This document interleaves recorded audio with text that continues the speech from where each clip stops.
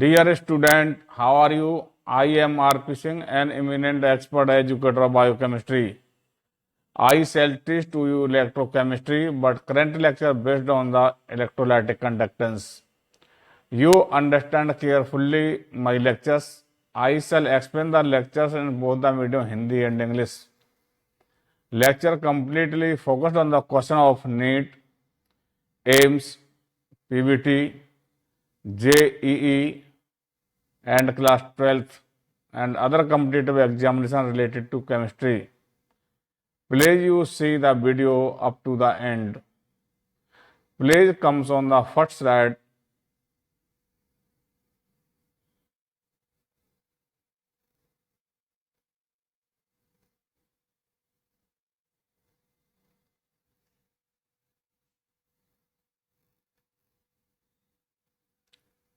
Electrolytic conductance.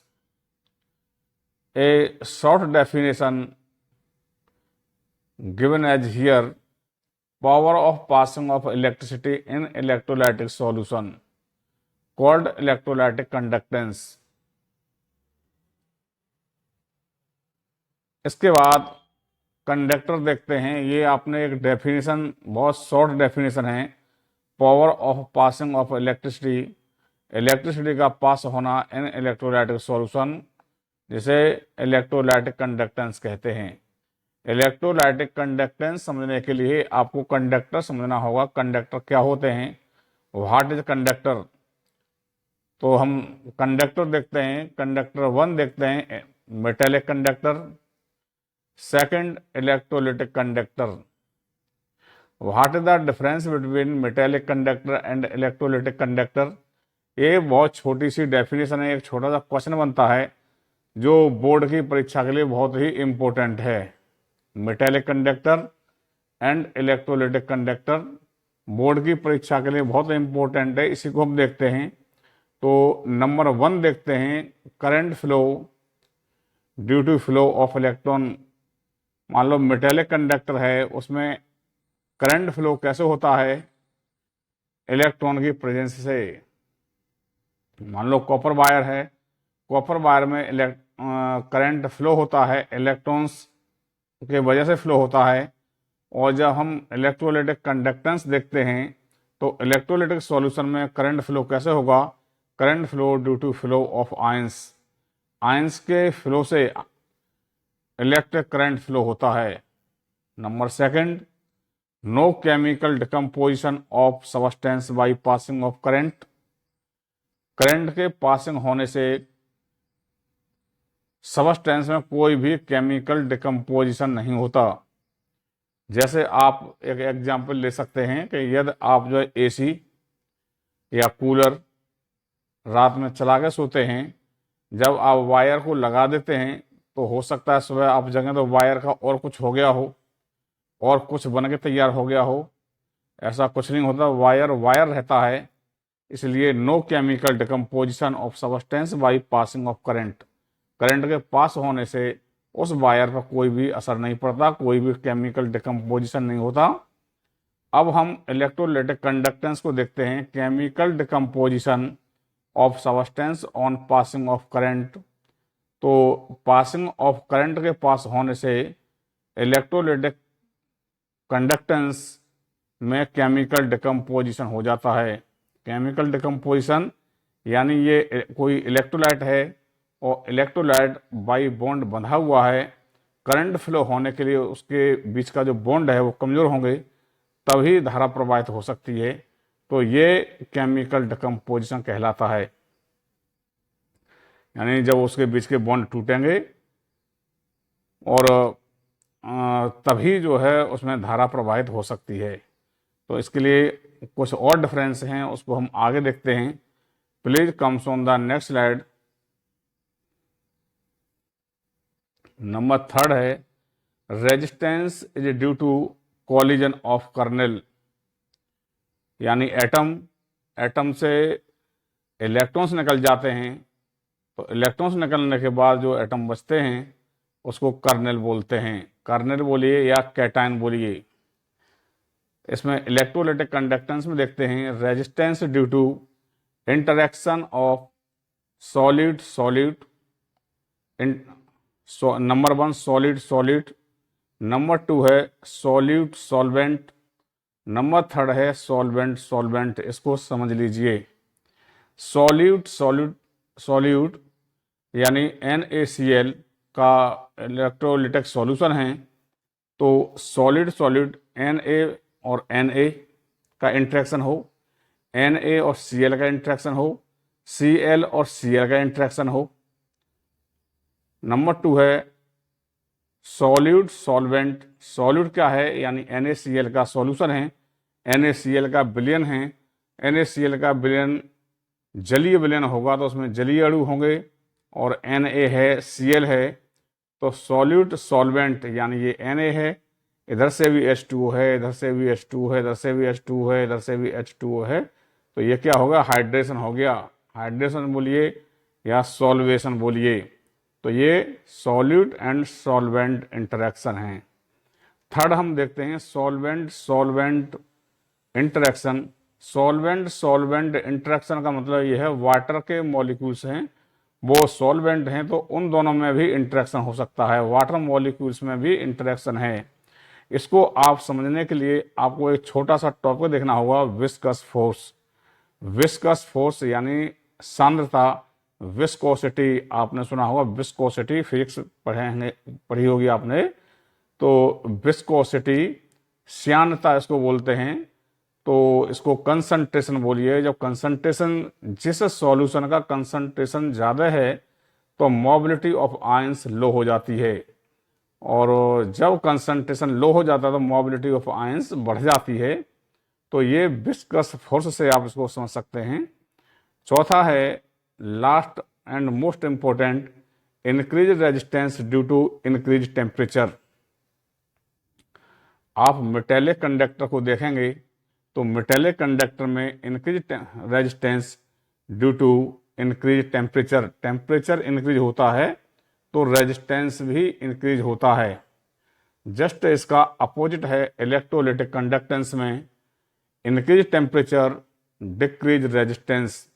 तो ये बहुत ही इम्पोर्टेंट है बोर्ड एग्जामिनेशन के लिए। और आगे का जो लेक्चर है वो भी इसी पर डिपेंड करता है, बहुत कुछ डिपेंड है इसी के ऊपर। ये एक डेफिनेशन है, इसी डेफिनेशन पर बहुत कुछ डिपेंड करेगा आगे वाला लेक्चर। तो ये बोर्ड के लिए बहुत इंपॉर्टेंट है, 12th के स्टूडेंट के लिए बहुत ही ज़्यादा इम्पोर्टेंट है, और ये इम्तिहान में आने की प्रबल संभावना होती है इसकी। तो अब मैं आपको एक नेक्स्ट स्लाइड पर लेकर चलता हूँ। Please come on the next slide.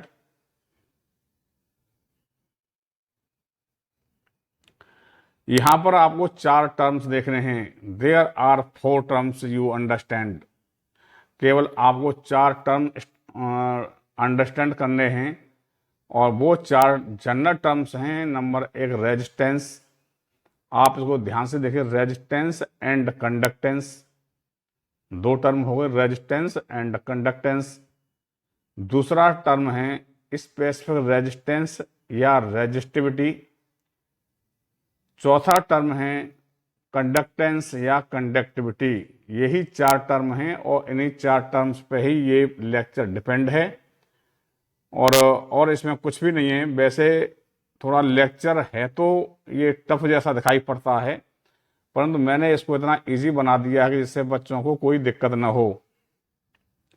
इसको मैंने ऐसे बांट दिया है, रेजिस्टेंस एंड कंडक्टेंस 2 टर्म हो गए, स्पेसिफिक रेजिस्टेंस या रेजिस्टिविटी नंबर 3, कंडक्टेंस या स्पेसिफिक कंडक्टिविटी। तो इसको आप पहले 2 एक जगह जोड़ लो, लास्ट वाले 2 टर्म्स हैं उनको एक जगह जोड़ लो, आपकी समस्या सॉल्व हो जाएगी। और इस लेक्चर में कुछ भी नहीं है, कंडक्टेंस में कुछ भी नहीं है। वैसे आप किताब देखते हैं तो किताब में तो बहुत कुछ दिया है, हो सकता है कि आप जब उस बुक्स से इसको न समझ पाएंगे, और नहीं आप जो इसका आंसर दे सकते हैं। तो ओनली देयर आर 4 टर्म्स, में इंग्लिश में बता दे रहा हूं उसको। There are 4 general terms, resistance and conductance, specific resistance and resistivity, और अंत में है conductance and conductivity, specific conductivity. तो आप यहाँ पे देखेंगे रेजिस्टेंस, इसे आर से इंडिकेट करते हैं। It is denoted by R, unit है इसकी ओम। सेकंड है कंडक्टेंस, इसको सी से इंडिकेट करते हैं, सी से। और ये जस्ट रेजिस्टेंस का अपोजिट होता है, तो यानी 1/R। ये आप देख रहे हैं 1/R, यानी रेजिस्टेंस का जस्ट अपोजिट है, तो ये यहाँ पे R था, और ये रेजिस्टेंस का जस्ट अपोजिट है, तो ये क्या हो जाएगा 1/R। यूनिट क्या है इसकी, यूनिट उसकी यूनिट ओम थी, तो इसकी यूनिट मोहो हो जाएगी, मोहो या सीमेंस। आगे चल के आपको सीमेंस से ही मुकाबला होगा, परंतु यहाँ पर आप समझिए ये टर्म रेजिस्टेंस एंड कंडक्टेंस एक दूसरे के अपोजिट हैं। इसी प्रकार स्पेसिफिक रेजिस्टेंस या रेजिस्टिविटी, कंडक्टेंस या स्पेसिफिक कंडक्टिविटी, ये एक दूसरे के अपोजिट हैं। तो पहले दो टर्म्स एक जगह लगा लो, अंत के दो टर्म्स एक जगह लगा लो, आपकी समस्या सॉल्व हो गई। अब हम तीसरे टर्म पर आते हैं, स्पेसिफिक रेजिस्टेंस या रेजिस्टिविटी। इसको रो से इंडिकेट करते हैं, रो। ये जो निशान बना हुआ है ये रो है, R equal to row L/A। और जब आप यहां से रो निकालेंगे तो rho equal to RA/L, ohm metre या ओम सेंटीमीटर। अब यहां पर आप ये देखिए, ये ओम मीटर है। यहाँ पर हम जो इलेक्ट्रोलाइट लेते हैं, तो इलेक्ट्रोलाइट को किसी हम मीटर वाले पात्र में नहीं लेंगे, क्योंकि इलेक्ट्रोलाइट बहुत कम होता है। मीटर वाला अगर पात्र लेते हैं वो बहुत बड़ा हो जाएगा, इसलिए इसको हम ओम सेंटीमीटर में ही लेंगे। ओम सेंटीमीटर, ओम मीटर में न लेकर के ohm centimetre. Rho equal to RA/L, ohm centimetre. आप यहाँ पर देखिए आगे एक फिगर आएगा, उस फिगर के माध्यम से बताते हैं। A&L for electrolytic conductor, A&L for electrolytic conductor, ये आपको आगे दिखाया जाएगा क्या है A&L। पर यहाँ पर आपने इतना देखा, ये भी देख लिया, ये भी देख लिया, ये जस्ट एक दूसरे के अपोजिट हैं। इसके बाद स्पेसिफिक रेजिस्टेंस। अब अगला टर्म आएगा कंडक्टेंस या स्पेसिफिक कंडक्टिविटी, स्पेसिफिक कंडक्टेंस या कंडक्टिविटी। देखिए ये मैंने एक छोटा सा फिगर बनाया है, इसको आप देखिए। ये एक पात्र है, ये इसमें ये एक इलेक्ट्रोड ये है, एक इलेक्ट्रोड ये है। इस इलेक्ट्रोड का एरिया ए है, ए, यानी दोनों ही इलेक्ट्रोड का एरिया बराबर होगा। इसका ए है तो इसका भी ए होगा। इन दोनों के बीच की दूरी क्या है, एल। तो यहां पर हम सेल कांस्टेंट निकालते हैं। Cell constant equal to L/A centimetre inverse. ये आप ध्यान रखिए, cell constant equal to L/A centimetre inverse. ठीक, अब मैं इसको इधर कर दे रहा हूं, आप इधर सुनिए। स्पेसिफिक रेजिस्टेंस या resistivity rho, if difference area of electrodes take common area of A. देखिए अगर एरिया में डिफरेंस होता है, दोनों इलेक्ट्रोड्स के एरिया में डिफरेंस है, तो आप उन दोनों का एक कॉमन एरिया ले सकते हैं। यानी एक इलेक्ट्रोड्स का एरिया 10 है और दूसरे इलेक्ट्रोड का एरिया 8 है, तो आप इनका एक कॉमन एरिया ले सकते हैं। 10 + 8 = 18/2, 9। तो ये आप देख रहे हैं रो इक्वल टू RA/L, ये स्पेसिफिक रेजिस्टेंस या रेजिस्टिविटी है। अब यहाँ पर आप देखिए कंडक्टिविटी या स्पेसिफिक कंडक्टेंस, ये मैंने और आपको बताया था, ये एक दूसरे के जस्ट अपोजिट होते हैं। इसके लिए मैंने एक अगली स्लाइड पर और क्लियर किया है, उसको और देखना आप। कंडक्टिविटी या स्पेसिफिक कंडक्टेंस के, इसको के से इंडिकेट करते हैं। के इक्वल टू 1/रो, यानी स्पेसिफिक कंडक्टेंस रो होता है, तो जस्ट इसका अपोजिट क्या हो जाएगा, 1/रो। ये एक दूसरे के अपोजिट हैं। और रो की वैल्यू क्या होती है, ये 1 है, ये RA/L, RA/L।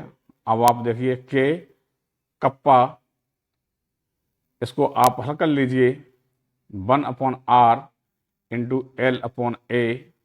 1/R क्या है, कंडक्टेंस, अभी मैंने पिछले स्लाइड में दिखाया आपको। 1/R क्या है, कंडक्टेंस। L/A क्या है, सेल कांस्टेंट। ये आपको दिखाई पड़ रहा है, ये cell constant L/A, cell constant, और 1/R कंडक्टेंस। तो यहां से आप क्लियर हो गया होगा आपको, और नहीं क्लियर हुआ होगा तो आपको अगली स्लाइड में और क्लियर करते हैं, और पूरा क्लियर करके ही दिखाएंगे आपको।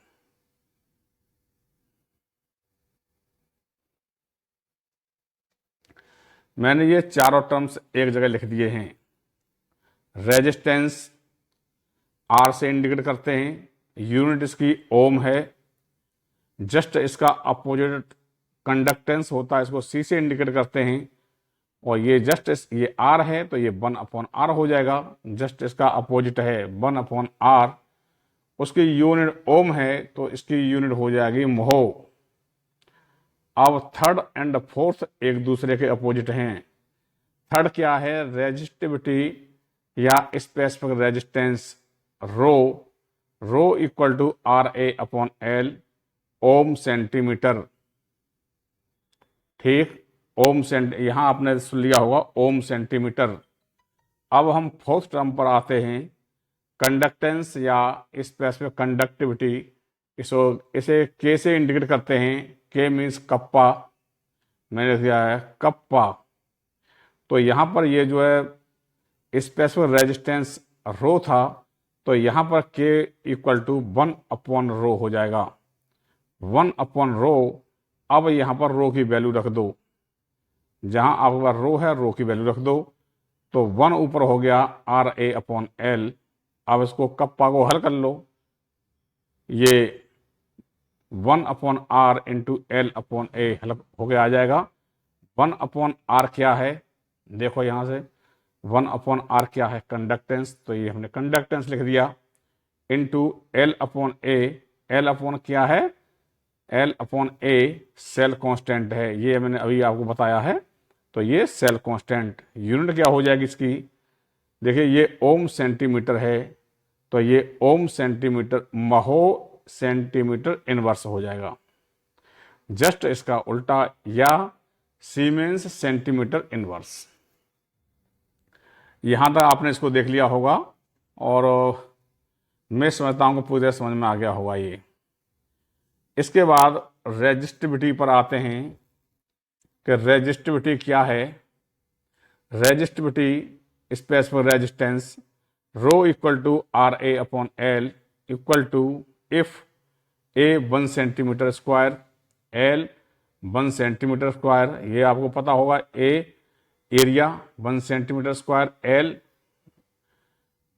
Distance between two electrodes 1 centimetre square, volume of electrolyte क्या हो जाएगा, वॉल्यूम ऑफ इलेक्ट्रोलाइट हो जाएगा A into L. A into L means 1 centimetre square into 1 centimetre square equal to 1 centimetre cube equal to 1 ml, यानी 1 centimetre cube में 1 ml electrolyte आ जाएगा। यही resistivity है। Rho of electrolyte, resistance offer to all the ions of electrolyte that present in 1 ml solution, यानी resistance offered, जो resistivity की आप definition देना चाहेंगे, तो all the ions of electrolyte 1 centimetre के क्यूब में,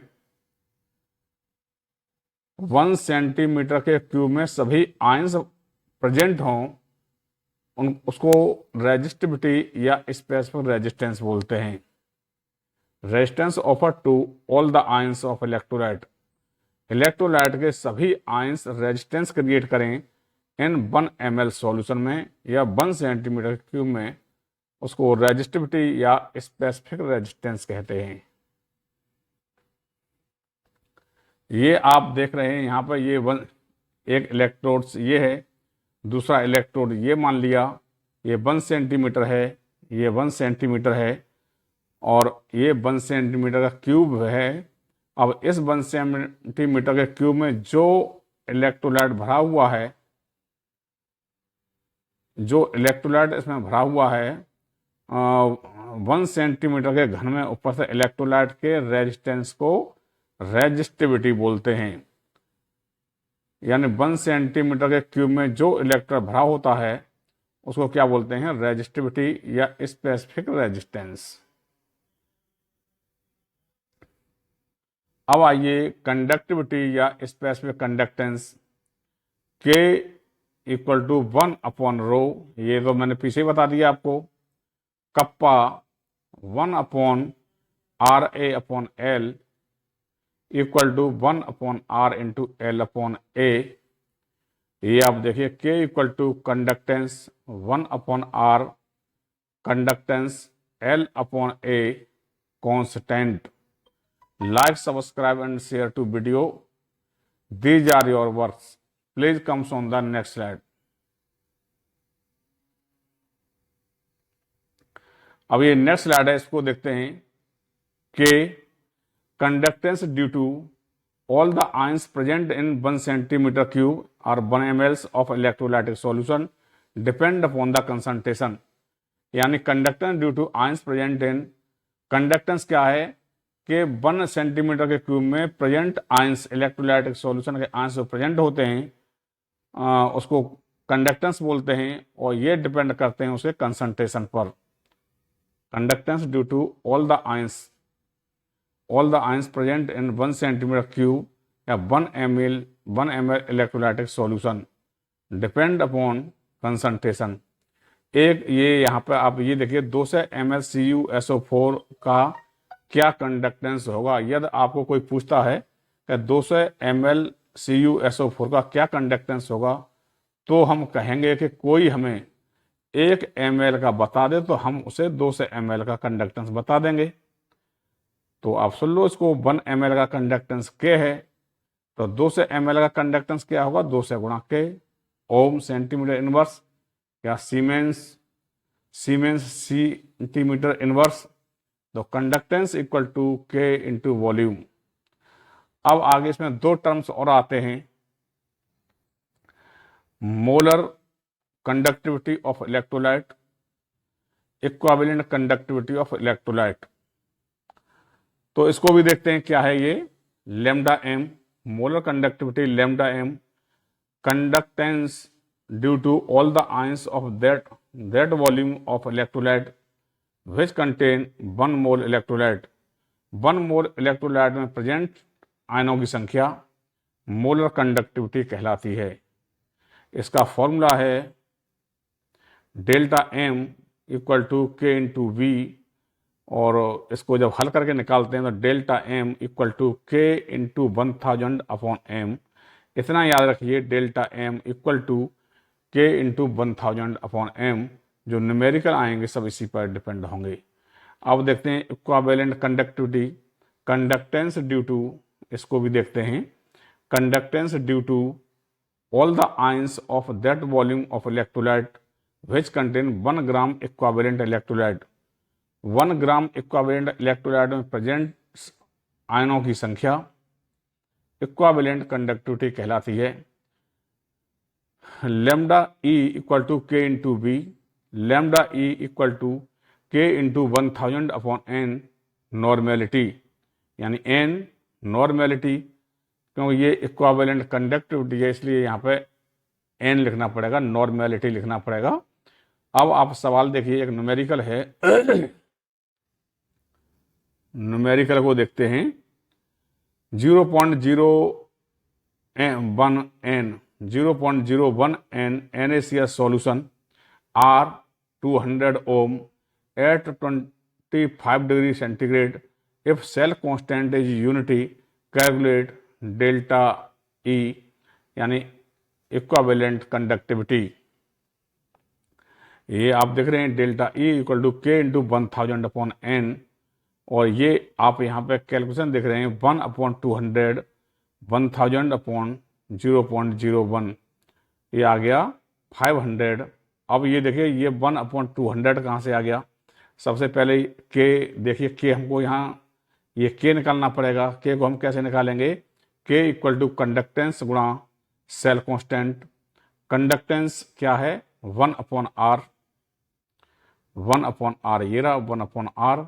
सेल कांस्टेंट क्या है? सेल कांस्टेंट यूनिटी है, 1 है, तो 1 × 1/200 यानी 1/200। तो इसलिए यहाँ 1/200 लगा दिया। ये 1000 फॉर्मूला में है। 0.01 ये नॉर्मेलिटी है। इसको हल कर लो। 500 siemens centimetre square equivalent.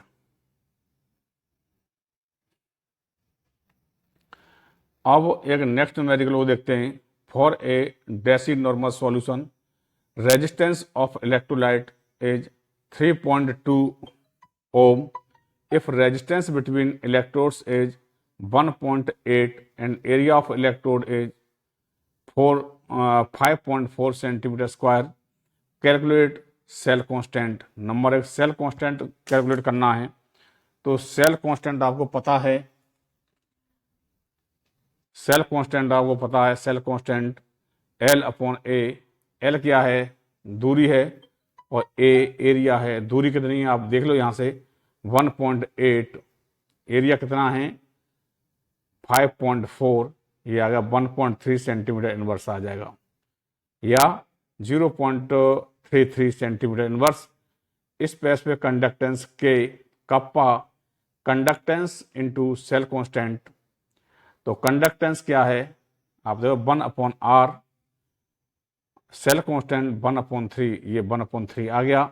1/r, तो 1/r कितना है? रेजिस्टेंस 3.2, तो 1/3.2 इंटू 1/3, ये हल हो गया, आ गया कप्पा, यानी स्पेसिफिक कंडक्टेंस या कंडक्टिविटी। अब लास्ट में आपको देखना है इसका equivalent conductivity delta E equal to K × 1000/n। के आपकी वैल्यू पहले निकाल लिया हमने, 1/9.6, 1000/0.1, ये हल हो गया, आ गया 1.466 सीमेंस सेंटीमीटर स्क्वायर इक्विवेलेंट। अब देखते हैं relationship between molar conductivity and equivalent conductivity. तो ये इनमें क्या संबंध है, इसको देखते हैं। देखिए इसके रिलेशनशिप को देखना है हमको। Molar conductivity upon equivalent conductivity. Molar conductivity है K × 1000/m। इक्विवेलेंट कंडक्टिविटी है K × 1000/n। इससे ये कट गया, इससे ये कट गया। अब क्या बचा हुआ आपके पास? Equal to N/m। अब आप यहां से देखिए, N equal to number of gram equivalent upon आयतन लीटर में, M equal to number of mole upon आयतन लीटर में। यहां से ये आयतन कट गया। अब क्या बचता है? Molar mass upon equivalent mass. तो इक्विवेलेंट मास का फॉर्मूला है मोलर मास अपॉन x। अब आप देख लो इसको, इक्विवेलेंट मास की जगह इसको वैल्यू रख दो। इसको रखते हैं इस जगह पर, तो आप सूत्र लगाने पर क्या हो जाएगा? Molar mass upon x।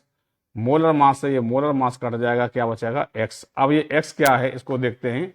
ये x क्या बलाय बच के आ गई, ये क्या बवाल हो गया कि ये x क्या है? तो x को हम आगे बता दें, ये x क्या है। जब आपने इक्विवेलेंट वेट पढ़ा होगा, तो x जब एसिड है, एसिड के लिए इक्विवेलेंट वेट अलग होता है, बेस के लिए अलग होता है, साल्ट के लिए अलग होता है। x यदि एसिड है तो number of ionisable H, basicity. Base है तो number of ionisable OH, acidity. Salt है तो टोटल नंबर ऑफ कैटाइंस। अब यहाँ पे देखते हैं H2SO4। एसिड है, it's basicity is X = H2। ये H2 है, बेसिसिटी है, ये बेसिसिटी है तो H2 = H = 2। तो यानी X की वैल्यू 2 निकल के आ गई। HCl, H की वैल्यू यहां से देखते हैं कितनी निकल के आएगी? 1। NaOH ये बेस है, तो इसकी एसिडिटी क्या होगी, X equal to OH। OH की यहाँ पे नंबर ऑफ OH कितने हैं, 1, तो ये इसकी एसिडिटी निकल के आ गई।